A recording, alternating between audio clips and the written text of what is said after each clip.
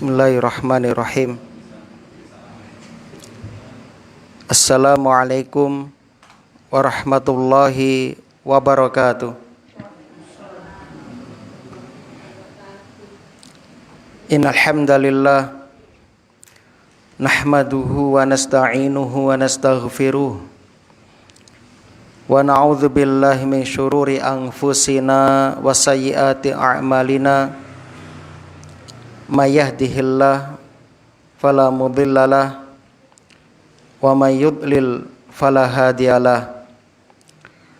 Asyhadu an la ilaha illallah wahdahu la syarikalah wa asyhadu anna Muhammadan abduhu wa rasuluh.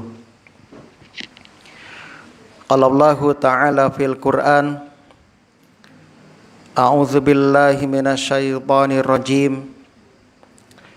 Ya ayyuhalladzina amanu taqullaha haqqa tuqatih wa la tamutunna illa wa antum muslimun. Wa qala ta'ala, ya ayyuhalladzina amanu taqullaha wa qulu qawlan sadida yuslih lakum a'malakum wa yaghfir lakum dzunubakum. Wa may yuti'illaha wa rasulahu faqad faza fawzan 'azima. Amma ba'du. Kaum muslimin dan muslimah, jamaah pengajian yang mudah-mudahan senantiasa dirahmati oleh Allah di dunia hingga di akhirat. Alhamdulillah alladzi bi ni'matihi tatimmus sholihat. Segala puji bagi Allah yang dengan nikmatnya kebaikan-kebaikan hamba dapat terlaksana. Kita bersyukur kepada Allah di malam hari ini kembali kita dimudahkan oleh Allah untuk dapat menghadiri taman-taman surga. Mudah-mudahan kehadiran kita kelak menjadi saksi yang akan memberatkan timbangan amal soleh kita. Amin ya rabbal alamin. Tak lupa pula kita berdoa mudah-mudahan ilmu yang kita pelajari menjadi ilmu yang bermanfaat. Allahumma anfa'na bima 'allamtana wa 'allimna ma yanfa'una wa zidna ilman.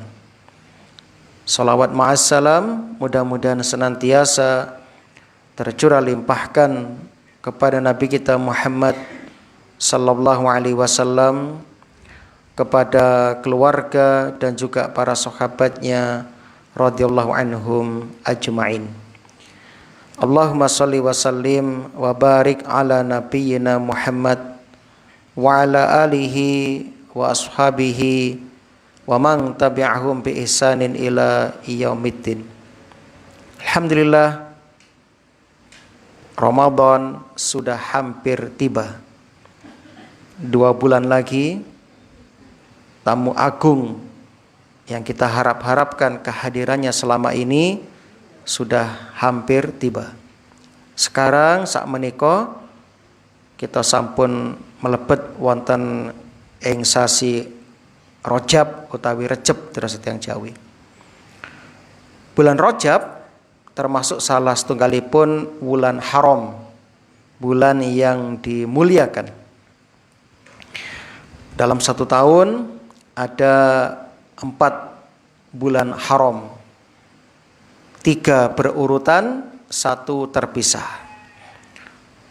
Dzulqa'dah, Dzulhijjah, Al-Muharram atau Muharram, dan Rajab.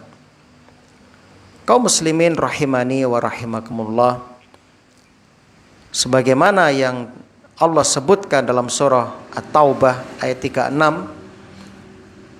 bahwasannya kemaksiatan yang dilakukan di bulan haram termasuk bulan Rajab sak menika secara kualitas hukumannya dilipat gandakan, lebih pedih ya dibandingkan kemaksiatan di luar bulan haram.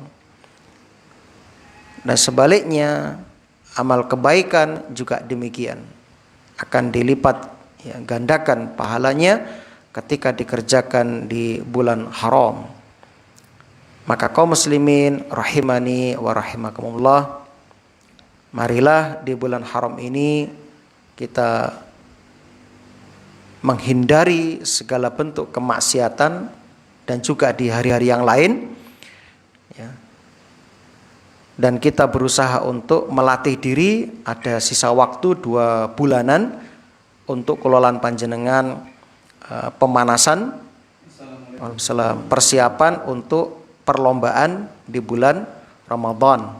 Ya, silahkan baca Quran, dihatamkan, ya, dilatih, biasakan untuk sholat sunnah, ya, supaya nanti ketika tiba bulan Ramadan kita sudah tidak kaget, sehingga sudah terbiasa, sudah terlatih, sehingga terasa ringan ibadah-ibadah yang kita kerjakan di bulan tersebut.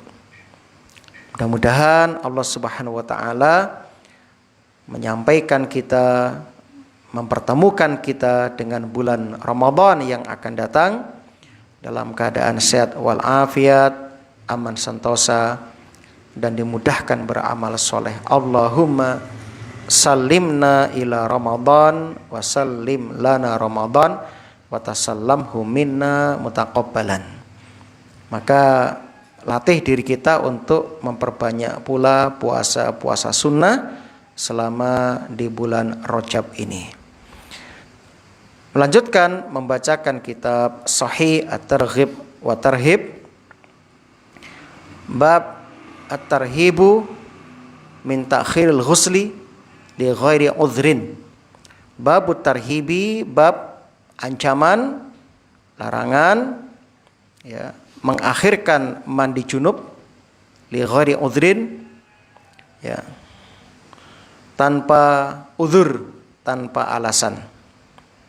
Jadi jamaah yang berbahagia, ada ancaman dari Rasul bagi mereka yang menunda mandi junub tanpa alasan. Bismillahirrahmanirrahim. An Ammar bin Yasir radhiyallahu anna Rasulullah sallallahu alaihi wasallam yaqul salasatun la taqrabuhumul malaikatu. Ada 3 orang yang tidak akan didekati para malaikat. Jifatul kafir, bangkai orang kafir, wal mutadammihu bil khuluq, orang yang berlumuran minyak wangi khuluq, wal junubu, dan orang junub, illa ayatawaddoa, kecuali jika dia berwudu. Jamaah rahimani wa rahimakumullah, hadis ini derajatipun hasan li ghairihi, riwayat Abu Dawud, dan berdasarkan sanad-sanad yang ada derajatnya menjadi hasan li ghairihi.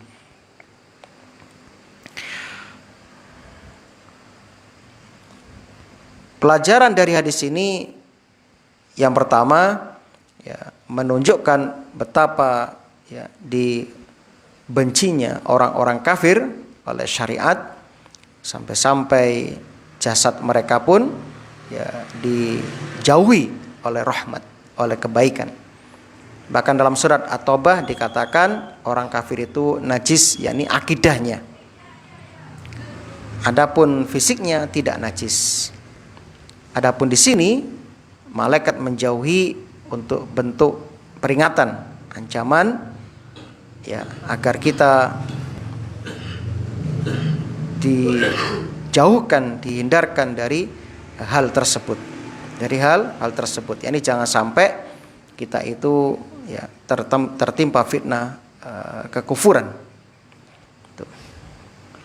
Kemudian pelajaran berikutnya, larangan bagi laki-laki memakai parfum khusus para wanita, yakni khuluq. Ini warnanya kuning, ya. Kalau zaman dulu, ya. Kalau sekarang itu kayak sejenis parfum dari Yaman itu, ada di online itu, ya.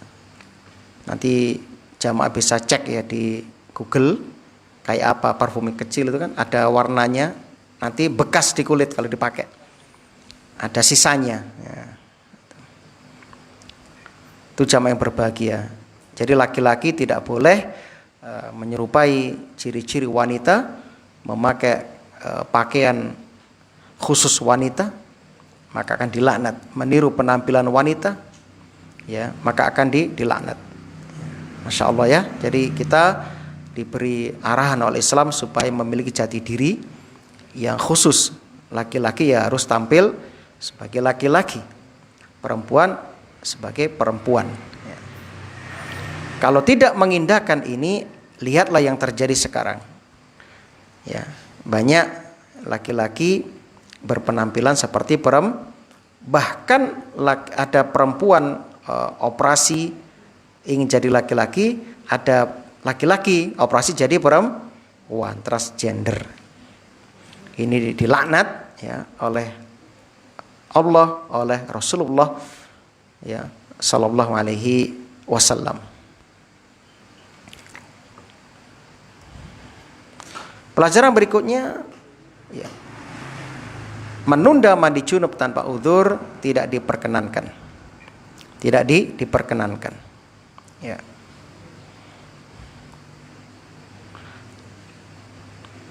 Apa kaitannya dengan bangkai orang kafir? Nah, karena di sini disebutkan wal junub, sebelumnya jifatul kafir. Jasad orang kafir yang sudah mati.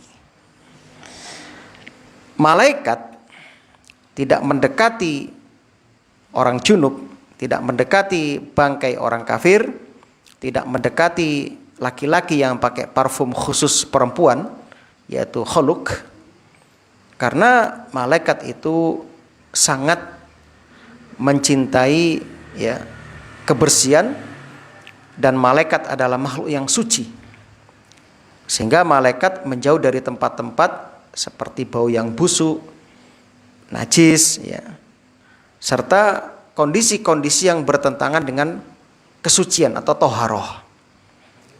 Mila menika nalika wonten jamaah mantun dahar bawang atau pete atau makanan yang baunya tidak sedap, atau habis ya menghisap sigaret misalnya, mantun ngerokok ya, moro ikut jamaah.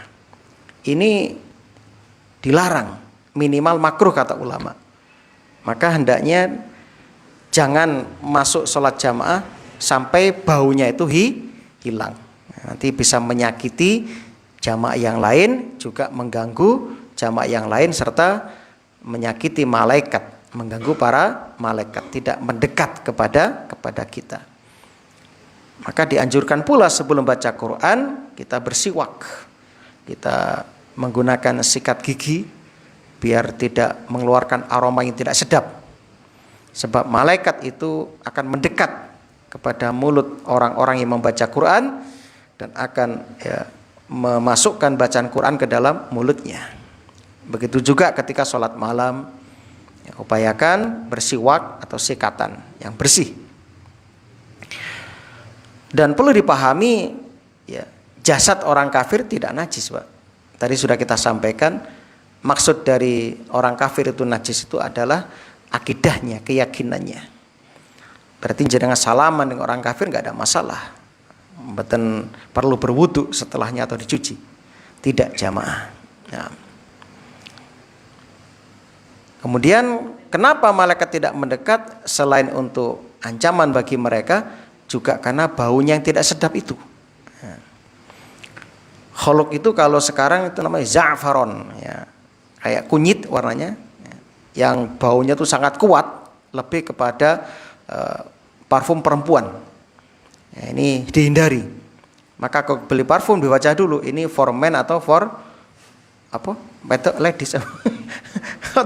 Perempuan apa itu biasanya gambarnya? Ada gambarnya lah pokoknya. Nah, woman atau apa itu? Woman. Nah, jadi bapak-bapak ya beli untuk bapak-bapak ya, lebih maskulin nanti ya. Ibu-ibu beli untuk ibu-ibu. Kalau baunya menyengat kayak minyak nyong-nyong ya jangan dipakai ya. Nanti jamaahnya mabuk nanti kan. Kalau laki-laki hajar aswad itu biasanya. Itu yang baunya nyengat itu kan. Kalau di sini nggak cocok ya. Kalau di Mekah banyak yang pakai itu karena udara panas ini cocok kayaknya. Jadi sebelum beli parfum, Bapak konsultasi sama istri. Dek, cocok nggak? Nah, karena Bapak lebih banyak bersinggungan dengan istri. Masjid cuma 5 kali sehari semalam. Dengan istri. Ya, hampir ya beberapa berjam-jam, bahkan bisa dikatakan 20 sekian jam. Maka sebelum beli parfum, tanya istri, Dek, seneng nggak dengan bau ini? Cocok nggak? Kalau cocok, pakai. Nah, kalau nggak cocok, ya carilah yang cocok. Ya, nah. Sehingga tidak boleh tasyabuh laki-laki dengan wanita, wanita dengan laki-laki. Jadi parfum yang baunya menyengat tidak disukai oleh malaikat. Berikutnya adalah junub. Junub bisa disebabkan hubungan suami istri, bisa disebabkan keluar air mani, ya. Itu penyebab-penyebab junub.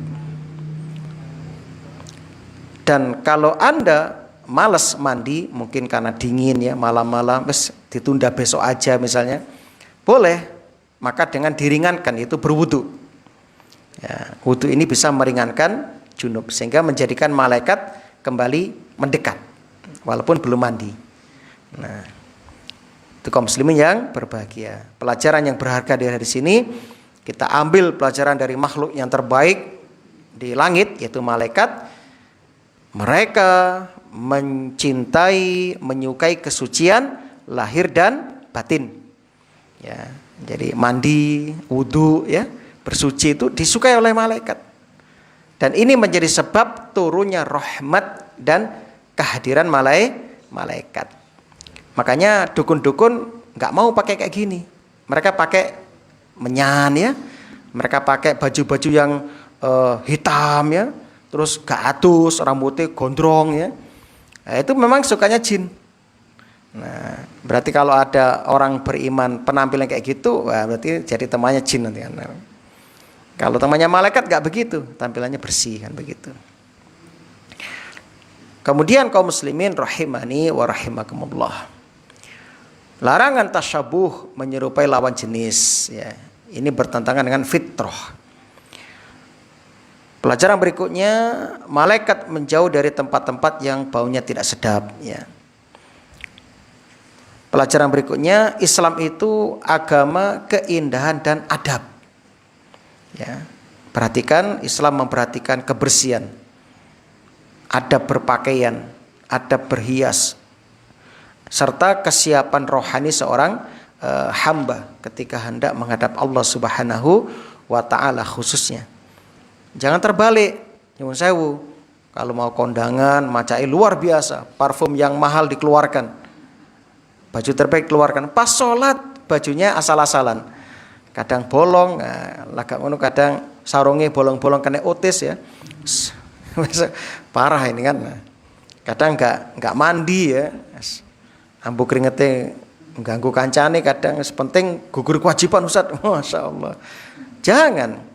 Kalau bisa sebelum dipanggil oleh Allah hayya 'alas shalah, hayya 'alal falah, kita sudah ready, sudah siap, sudah bersih, sudah sikatan, sudah pakai parfum ya, sudah siap di soft menunggu sholat berjamaah supaya nggak ketinggalan. Masya Allah, ini yang terbaik. Pilih mana jenengan? Ya, nunggu dipanggil Allah atau sebelum dipanggil datang? Ya sebelum dipanggil lah. Nah, kalau sudah dipanggil datang berarti sholat tinggal jenengan. Nah, kaum muslim yang berbahagia, hadis berikutnya tentang at-targhibu fil wudu isbaghi. Anjuran berwudu dan menyempurnakan wudu. Masya Allah, ini tentang keutamaan ya. Keutamaan, ancaman, keutamaan, ancaman. Jadi kita nggak menjelaskan rukun-rukun wudu, tidak ya. Itu urusannya fikih itu nanti. An Ibnu Umar an abihi radhiyallahu anhuma anin Nabi sallallahu alaihi wasallam. Tentang pertanyaan Jibril kepada Nabi sallallahu alaihi wasallam. Al-Islamu, Islam itu adalah antasyhada alla ilaha illallah. Engkau bersaksi bahwasannya tidak ada ilah yang berhak disembah kecuali Allah. Itu mentauhidkan Allah. Ini penting jamaah. Sekarang tanggal 21 Desember. Berarti 4 hari lagi akan terjadi banyak orang-orang yang ya akidahnya digoncang oleh salah satu ya ucapan ya selamat Natal. Maka orang yang beriman tidak akan pernah ridho mengucapkan ucapan selamat Natal. Bayangkan, Allah Subhanahu wa taala sudah memperkenalkan dirinya, qul huwallahu ahad. Katakanlah Allah itu esa, Allah itu tunggal ahad. Lam yalid wala Allahus somad. Allah tempat bergantung. Allah enggak butuh kepada yang lain. Kita yang butuh. Makhluk yang butuh marang Gusti Allah. Ada yang berani mengatakan, Ustadz, saya sudah enggak butuh karunia Allah. Saya sudah enggak butuh lagi dengan rahmat Allah. Saya enggak butuh dengan rezeki Allah. Enggak ada. Semuanya makhluk itu butuh kepada Sang Khalik Allah. Dan Allah itu lam yalid walam yulad, tidak melahirkan, tidak beranak dan tidak dilahirkan, tidak diperanakkan. Itu akidah kita jamaah, lam yalid walam yulad. Lah kok tiba-tiba ada orang mengatakan ya selamat Natal, artinya selamat atas kelahiran Tuhan selain Allah. Jangan jamaah. Dalam Al-Quran surat Maryam, takadus samawatu yatafattarna minhu wa tanshaqqul ardu wa takhirul jibalu hadda. Hampir-hampir langit pecah, bumi terbelah, gunung meledak hancur, anda'u lirrahmani walada, disebabkan mereka mengatakan Allah punya anak. Naudzubillah. Allah enggak butuh anak, Allah enggak butuh pasangan, Allah itu tunggal, Allah itu esa, ahad. Ya. Dan semuanya bergantung kepada Allah. Dan ingat, walam yakullahu kufuwan ahad. Tidak ada sesuatu yang sebanding, sekufu dengan Allah. Enggak ada. Enggak ada yang sebanding dengan Allah dalam menciptakan langit dan bumi, dalam memberi rezeki, memberikan kebaikan, menolak keburukan. Ya, Masya Allah. Ya. Makanya Allah menantang dalam surat Luqman. Ya. Hadza khalqullah fa'aruni madza khalaqal ladzina min duni. Ini loh ciptaanku, kata Allah. Nah, sekarang tunjukkan mana hasil ciptaan Tuhan-Tuhan yang disembah selain Allah itu, mana? Mereka enggak bisa menciptakan nyamuk, enggak bisa menciptakan ya yang lebih kecil dari nyamuk atau yang lebih besar kayak lalat, enggak bisa. Dan enggak akan pernah bisa. Ya, jadi tidak ada yang sekufu dengan Allah. Maka prinsip kita, lakum dinukum waliyatin, bagimu agamamu, bagiku agamaku, bagimu akidahmu dan akidahmu, silahkan. Adapun bagi saya, akidah saya lam yalid walam yulad. Maka kita tidak mengucapkan selamat ya kepada mereka. Kalau ada orang mengucapkan selamat, itu namanya toleransi kebablasan. Toleransi bukan kolaborasi, toleransi bukan kebablasan, toleransi bukan melanggar batas-batas syariat. Tapi toleransi hanya sekedar kita tidak mengganggu mereka dalam menjalankan akidah, keyakinan mereka. Itu jamaah yang berbahagia. Naam. Wa anna Muhammadan Rasulullah, dan Muhammad adalah utusan Allah. Wa an tuqimas shalah, engkau hendaknya mendirikan salat, wa tu'tiyaz zakah, menunaikan zakat, wa tahujja wa ta'tamir, engkau berhaji dan engkau berumrah, wa taghtasila minal janabah, engkau mandi junub, wa an tutimmal wudu, engkau menyempurnakan wudu. Nah ini wudu itu jangan asal-asalan ya. Harus betul-betul diperhatikan, sebab ini menentukan keabsahan sholat kita.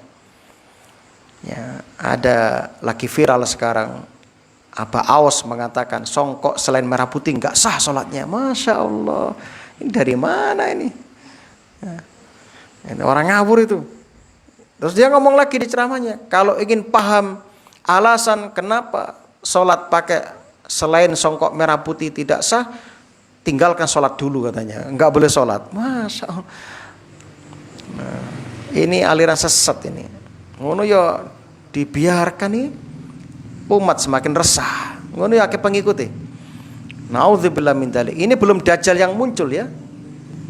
Sudah banyak yang tertipu. Bayangkan dia mengatakan ya, haram hukumnya membantu Palestina, Masya Allah. Dan orang yang sholat di Masjid Nabawi itu orang munafik katanya. Nauzubillah. Dan umroh tidak di Mekah, tapi umroh di mana? Eropa. Di Roma. Masya Allah, ini ajaran ini kita pengikut banyak itu. Masya Allah ya. Nah, ini fitnah akhir zaman. Perhatikan, wudu itu menentukan sah tidaknya sholat, sebab ini syarat ya. Syarat sahnya sholat. Jangan sampai ada ya, sebesar mata uang dari anggota wudu kita yang enggak tersentuh oleh air wudu. Misalnya ini yang paling banyak ya, saya perhatikan orang-orang itu kalau pas nyuci kaki kadang tidak diperhatikan apa tuh tumit ya di belakang itu, tumit polok ya, di bawah polok kan tumit ya, itu kadang tumitnya nggak kena air, dilewati aja ya. Ini dulu Nabi pernah teriak-teriak ya, Nabi jarang teriak kecuali darurat. Wailul lil aqab minan nar, kata Nabi. Ada orang-orang itu celaka, tumit-tumit ya, dari api neraka. Ternyata Nabi melihat ada orang wudu, ada sebesar mata uang itu tidak tersentuh air wudu. Ya, Masya Allah. Wa tasuma Ramadan, dan berpuasalah di bulan Ramadan. Ya. Qala, orang tadi berkata, Jibril berkata, fa idza fa'altu dzalika fa ana muslim, maka apabila aku sudah melakukan itu maka berarti aku muslim. Qala na'am, qala sadaqta, ya betul engkau benar. Nah, ada sini sahih riwayat ya Ibnu Khuzaimah dalam kitab sahihnya jilid 4 halaman 597. Alhamdulillah, yang kita ambil poin adalah wa taghtasila minal janabah dan wa antutimmal wudu. Nah, ini kita bahas. Jadi kita dianjurkan untuk memperhatikan mandi jinabat, mandi besar. Kalau nggak ada uzur jangan ditunda-tunda. Ini bagian dari syiar Islam. Terus sempurnakan wudu ya. Dan apabila musim dingin jenengan tetap bisa menyempurnakan, pahalanya besar. Pahalanya berlipat-lipat. Ya. Karena Rasul mengatakan idzamul jaza ma'a idzamil bala. Besarnya balasan pahala sesuai dengan besarnya ujian. Nah, orang ketika musim dingin kan aras-arasan sampai wudu, tapi jenengan bisa melawan itu, tetap menyempurnakan wudunya, maka Anda mendapatkan pahala yang sempurna dan berlipat. Nah, sama puasa di musim normal dengan puasa di musim panas, pahalanya beda. Pahalanya beda. Ya. Itu jamaah yang berbahagia. Semakin berat ujiannya, maka semakin besar pula pahalanya. Itu saya kira penekanannya. Hadis berikutnya, inna ummati, sesungguhnya umatku yud'auna yaumal qiyamati ghurran muhajjalin min atharil wudu.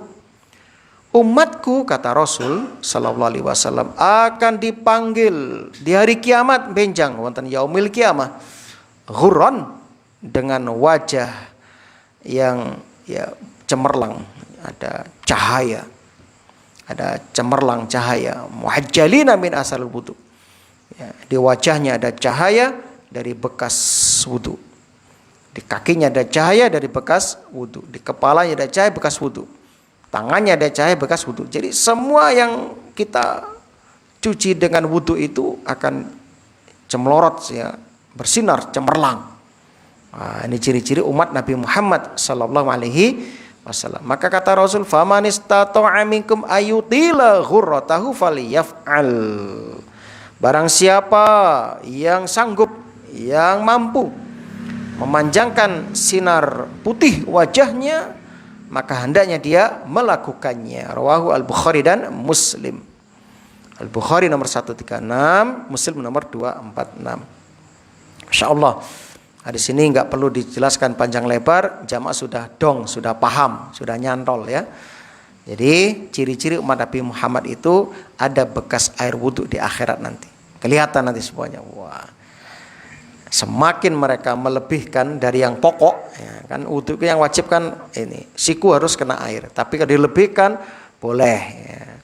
Kaki juga begitu, yang pokok kan mata kaki itu harus kena air. Mau dilebihkan bagus. Ya.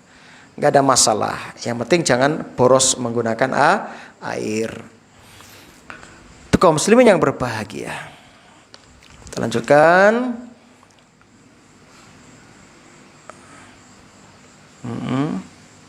Ini dia. Hadis berikutnya kita lompat-lompat. Kenapa? Karena hadisnya sama-sama, intinya sama, cuma beda lafadz saja.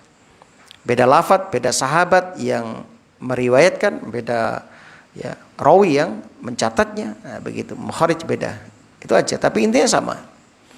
Hadis berikutnya, an Abi Hurairah radhiyallahu anhu, sang sahabat Abu Hurairah, semoga Allah meridainya. Ya, disebutkan di sini tentang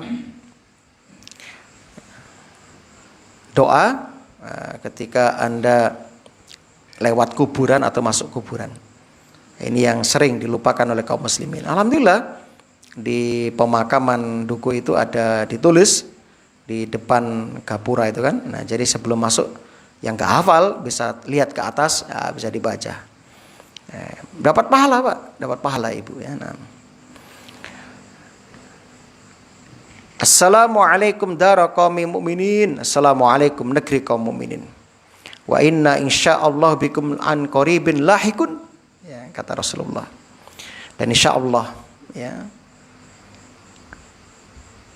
Kata Rasulullah, kita akan menemui kalian, menyusul kalian sebentar lagi.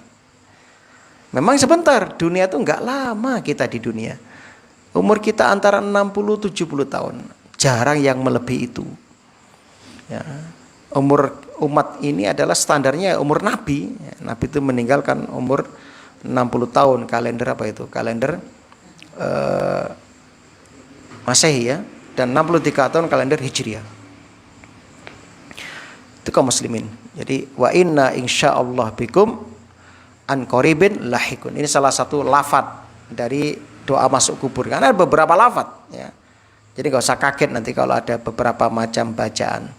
Termasuk bacaan-bacaan sholat itu juga ada beberapa model bacaan. Ini namanya ikhtilaf tanawwu', perbedaan yang ya diizinkan dalam syariat dan kita dianjurkan untuk menghafal semuanya supaya tidak hilang sunnah-sunnah itu. Ya, misalnya bacaan iftitah atau istiftah dalam sholat. Yang Nabi contohkan itu yang sumbernya sahih, valid ya, dan bisa diamalkan. Itu ada beberapa bacaan, ya, ada beberapa bacaan. Jadi kalau jenengan nanti mendengarkan ada saudara kita membaca dengan model bacaan yang begini, model yang seperti ini dan seperti itu, jangan disalahkan. Ya, ada untuk sholat fardu disebutkan dalam hadis ada 9 model bacaan. Untuk sholat malam Nabi pernah contohkan 3 model bacaan. Jadi masing-masing ada hadisnya. Dan itu bisa diamalkan satu persatu. Nah, itu jamaah. Naam. Wadidtu, aku ingin anna qad ra'aina ikhwanana. Kata Rasul, aku sangat ingin bertemu dengan saudara-saudara kalian. Qalu awalasna ikhwanaka ya Rasulullah, bukankah kami saudara kamu, saudaramu ya Rasulullah, saudara jenengan ya Rasulullah. Qala antum ashabi, kalian tuh sahabat-sahabatku. Wa ikhwanuna alladzina lam ya'tu ba'du, saudara-saudara kita adalah orang-orang yang sekarang belum ada, yaitu kita, umat Nabi Muhammad SAW. Dalam hadis yang lain, wa ikhwanuna alladzina amanu bi wa lam yarawni, saudara-saudara kita itu yang aku rindu bertemu dengannya adalah orang-orang yang beriman kepadaku sedangkan mereka belum pernah melihatku. Nah, kata panjenengan, ini nikmat yang besar. Abu Jahal melihat Nabi mulai dari kecil sampai Nabi dewasa, didakwai Nabi enggak iman. Padahal hidup sejaman dengan Nabi. Abu Lahab, paman Nabi, gembira dengan kelahiran Nabi, ya, sampai Nabi dewasa enggak iman. Padahal menjumpai Nabi. Nah, kita enggak pernah ketemu Nabi, Allah pilih, kita beriman, percaya dengan Nabi. Nikmat yang besar. Tugas kita adalah menjaga nikmat ini kaum muslimin. Jangan sampai lepas.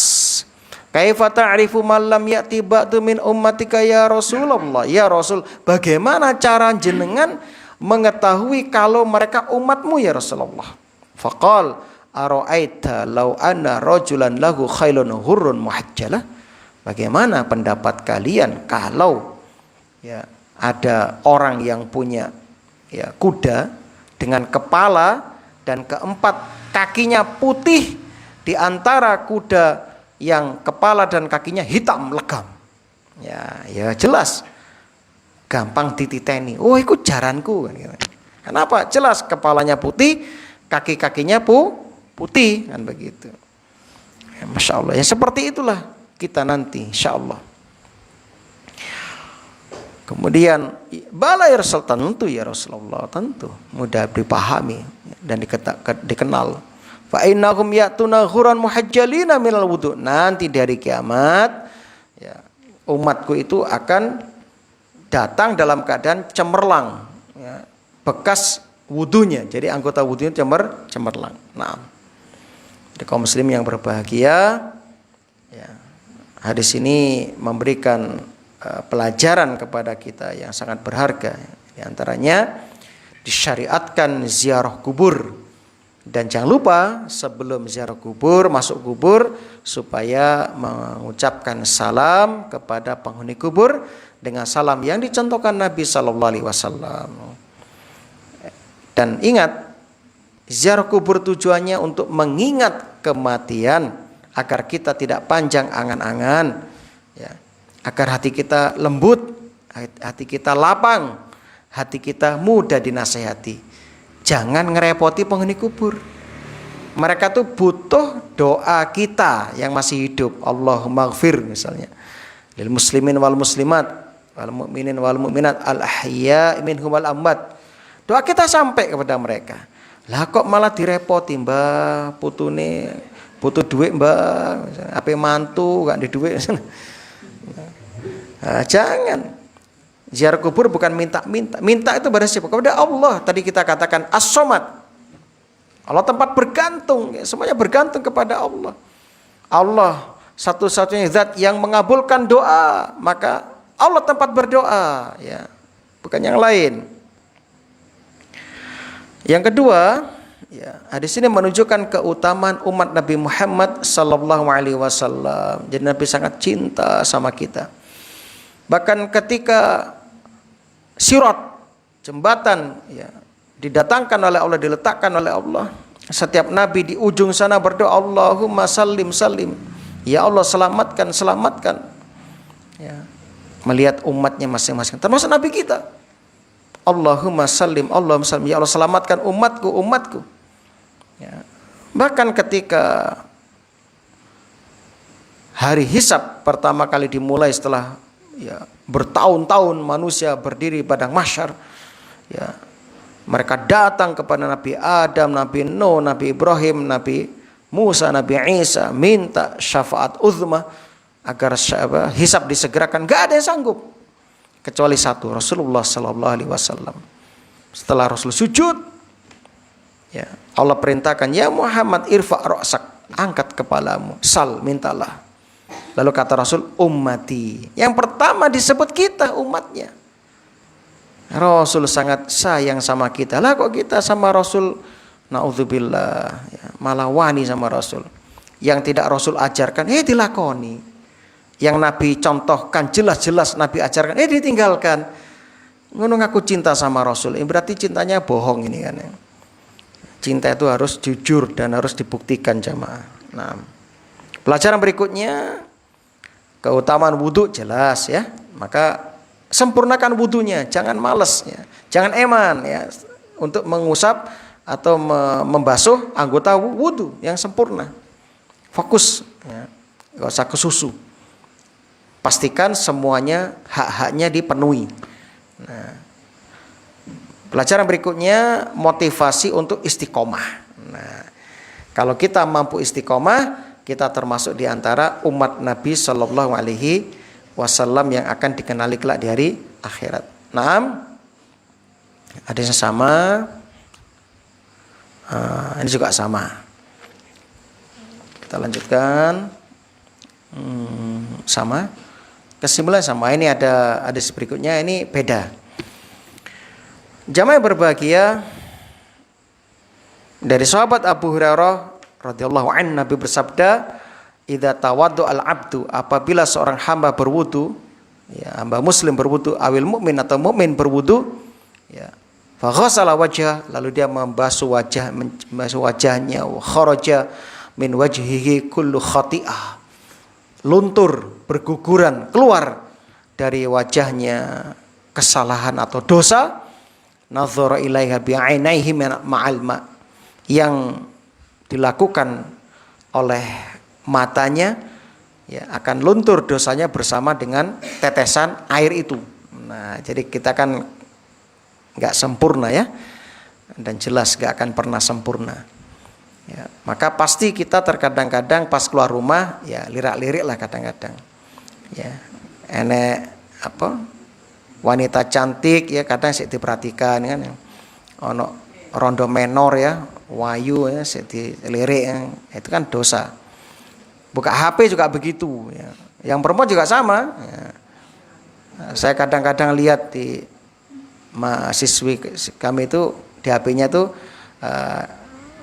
pemain drakor ya, drama Korea tuh. Sopo iki? Oh, Ustaz tahu aja. Oh, terus mbok dikene HP-mu. Nah, Ustaz tokoh ya, idola saya. Oh, idola kok wong kafir rek. Rasulullah bersabda, anta ma'a man ahbabta. Kamu di akhirat akan dikumpulkan dengan orang kamu cintai. Lah idolamu wong kafir.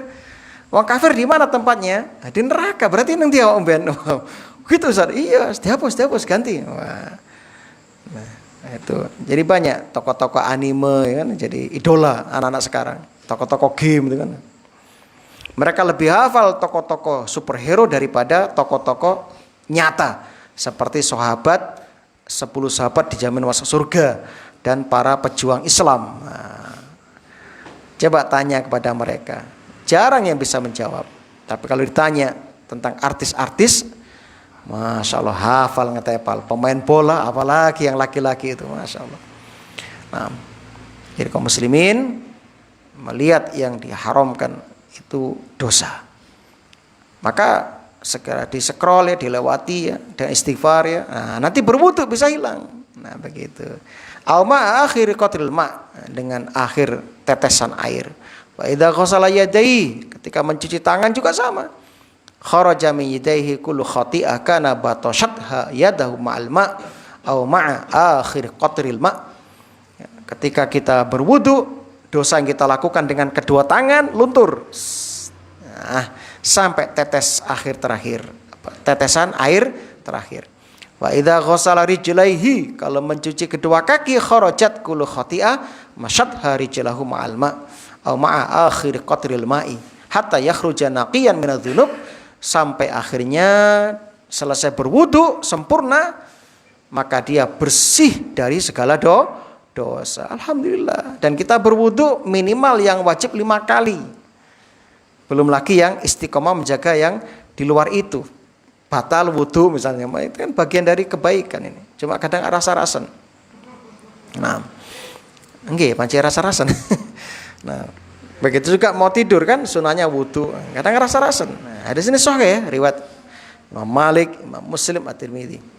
Masya Allah. Tapi ingat, doa-doa setiap membasuh wajah doanya begini, membasuh tangan doanya begini, sekali lagi itu enggak ada sumbernya.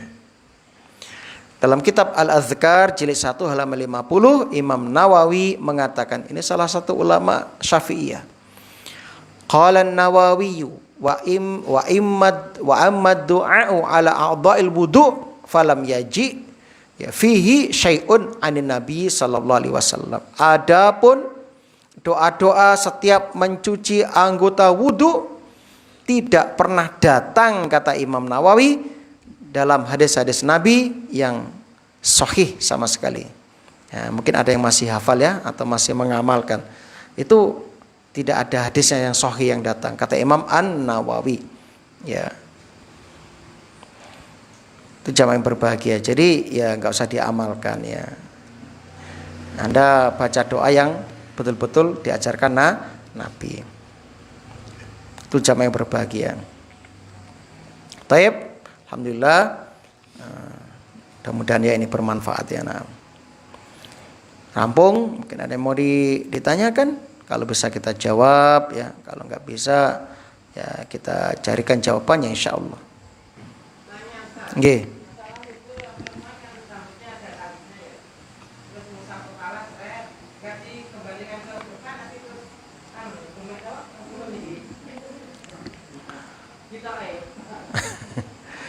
Nah,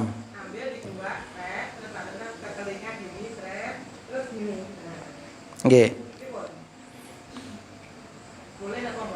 Nggih. Jamaah yang berbahagia ya. Wanita yang rambutnya panjang ya, yang tidak digelung apa namanya? Ya, diuraikan. Ketika berwudu itu bagaimana? Ya, kan aturannya dalam hadis itu kan kedua tangan itu dijalankan dari depan ke belakang, ditarik lagi ke depan kan begitu. Nah sekarang bagaimana untuk wanita yang rambutnya panjang nggak digelung misalnya kan? Kan kesulitan kan? Kesulitan. Nah, ini bagaimana? Nah, jamaah yang berbahagia ya. Kalau kita melihat kepada hadis-hadis tentang cara wudhu Nabi, di antaranya riwayat Bukhari dan Muslim ya, Nabi itu mengajarkan wudhu ya, cuma sekali kepada sahabat-sahabat laki-laki, dan Nabi mengatakan ya ini berlaku bagi laki-laki perempuan. Dalilnya hadis Abu Dawud, Anisa syaqaiqur rijal. Jadi laki-laki itu adalah saudara kandung perempuan itu saudara kandung laki-laki dalam syariat. Kecuali khusus perempuan kayak haid misalnya, jilbab misalnya, pasti lafadznya beda. Adapun untuk sholat, puasa, wudhu yang bersifat ya bersama itu Nabi tidak membeda-bedakan. Misalnya kita bacakan di sini ya. Nah, Humran Maula Utsman menceritakan Utsman bin Affan radhiyallahu an ya pernah minta air wudhu lalu berwudhu.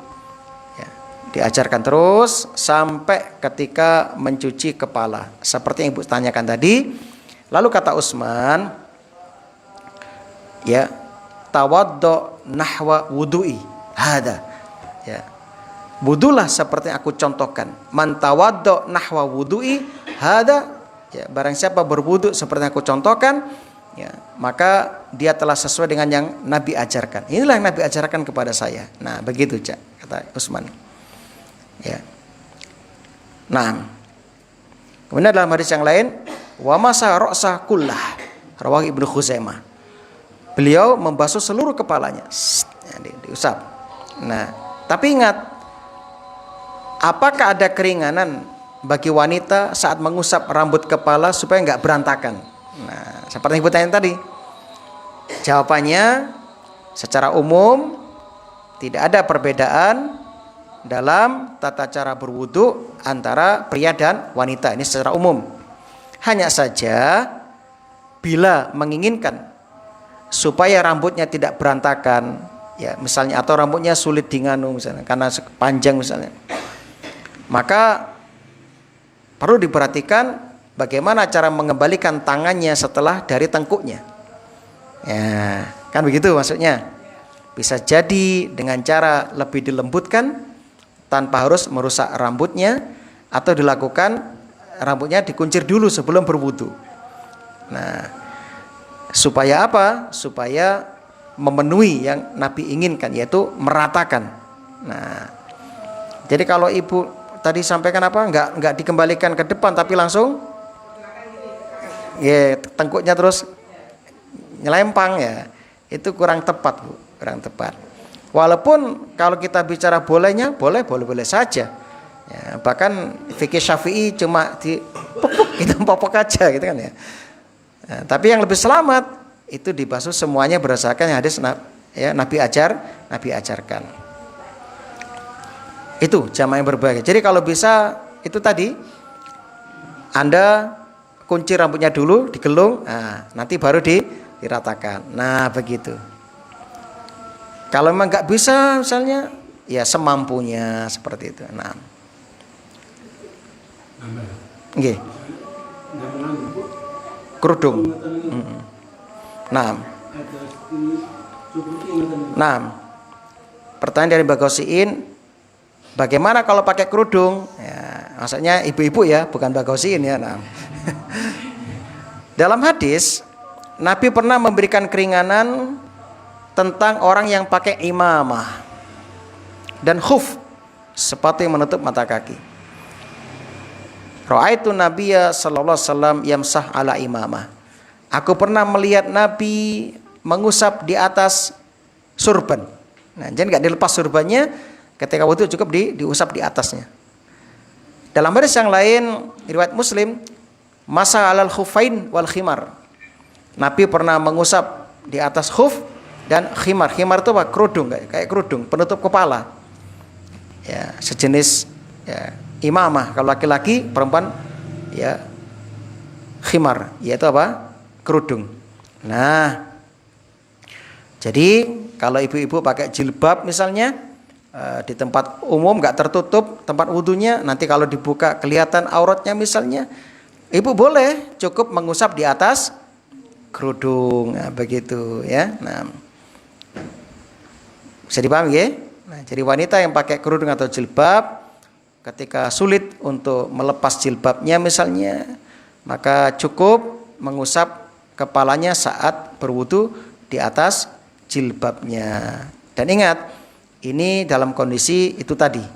Tapi kalau kondisi normal, di rumah misalnya, tempat yang tertutup, ibu-ibu semua, nah ini gak ada masalah. Gak ada masalah ya, ibu melepas jilbab, kemudian menyempurnakan wudunya. Nah, begitu. Makatan Mbah. Nah, bahkan dalam kitab sebutkan wanisa yadkhulna fil khitab al madhkur tabaan lirijali kama dakhalna fil masyi alal khufain. Wanita termasuk yang dibolehkan mengusap penutup kepala berdasarkan hadis-hadis tadi. Nah, begitu ya. Nah, ini namanya rukhsah. Namanya apa? Keringanan. Apalagi rambut wanita adalah aurat. Ya, maka supaya ditutup, dijaga. Nah, atau kerepotan ketika memakai air. Nah, makatan Mbah, ya, asal. Jadi ibu-ibu boleh ya mengusap di atas jilbab. Semoga bermanfaat. Subhanakallahumma wa bihamdika asyhadu an la ilaha illa anta astaghfiruka wa atubu ilaik. Assalamualaikum warahmatullahi wabarakatuh.